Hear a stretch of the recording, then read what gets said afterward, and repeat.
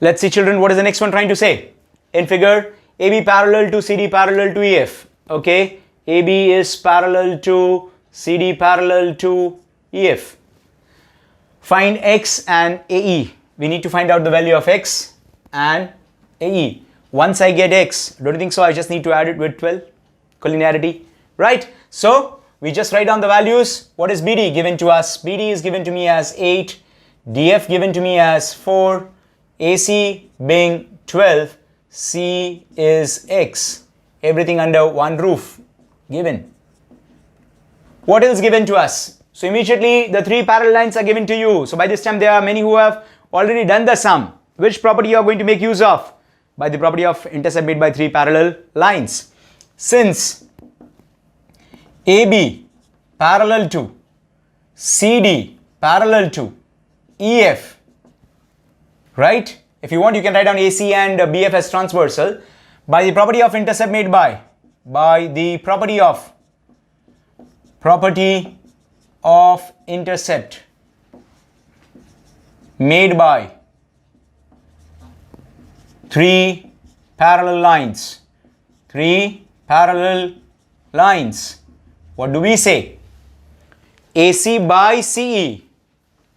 AC by CE is equals to BD by DF. BD by DF.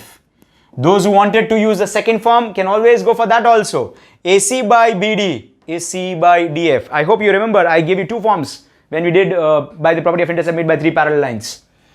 What is the value of AC? 12. How about CE? X. BD 8. DF 4. From 1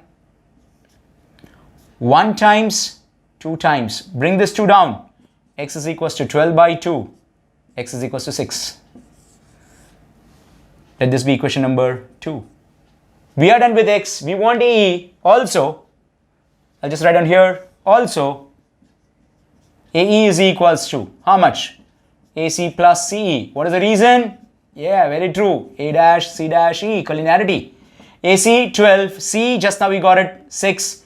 You want, you can write down that is CE is 6 and give this as equation 2. If you want, you can write down this as equation 2 then, right? CE 6, from where did I get it? From 1 and 2.